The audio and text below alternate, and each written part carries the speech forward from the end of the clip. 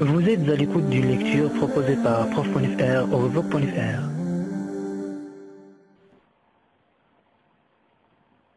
Candide, chapitre 1er, du début à toute la terre. Comment Candide fut élevé dans un beau château, et comment il fut chassé, dit celui.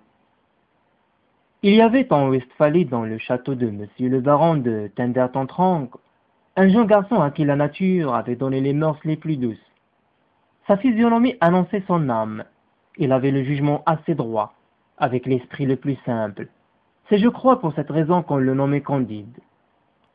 Les anciens domestiques de la maison soupçonnaient qu'il était fils de la sœur de Monsieur le baron et d'un bon et honnête gentilhomme du voisinage, que cette demoiselle ne voulut jamais épouser, parce qu'il n'avait pu prouver que 71 quartiers, et que le reste de son arbre généalogique avait été perdu par l'injure du temps.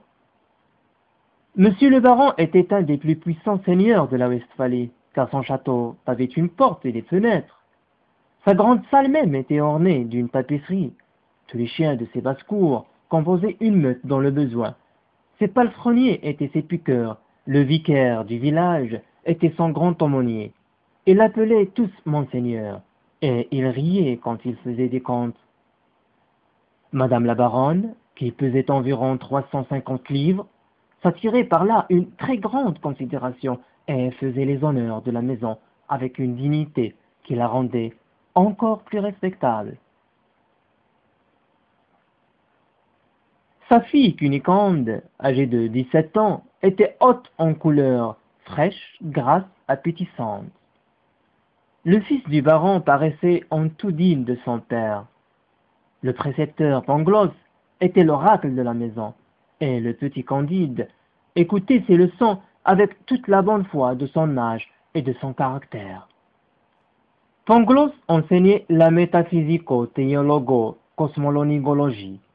Il prouvait admirablement qu'il n'y a point d'effet sans cause, et que, dans ce meilleur des mondes possibles, le château de Monseigneur le baron était le plus beau des châteaux, et madame la meilleure des baronnes possibles.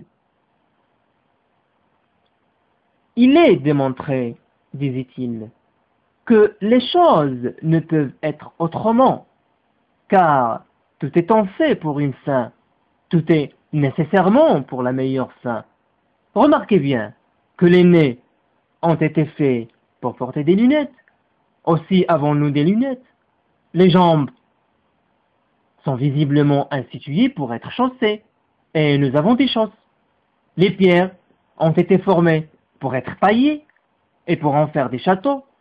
Aussi, Monseigneur a un très beau château. Le plus grand baron de la province doit être le mieux logé, et les cochons étant faits pour être mangés, nous mangeons du porc toute l'année. Par conséquent, ceux qui ont avancé que tout est bien ont dit une sottise. Il fallait dire que tout est au mieux. Candide écoutait attentivement et croyait innocemment, car il trouvait mademoiselle Cunégonde extrêmement belle, quoiqu'il ne prit jamais la hardiesse de le lui dire. Il concluait qu'après le bonheur d'être né baron de Tendertentranque, le second degré de bonheur était d'être mademoiselle Cunégonde, le troisième de la voir tous les jours, et le quatrième d'entendre maître Pangloss, le plus grand philosophe de la province, et par conséquent de toute la terre. Cette séance vous a été proposée par prof.fr au vlog.fr.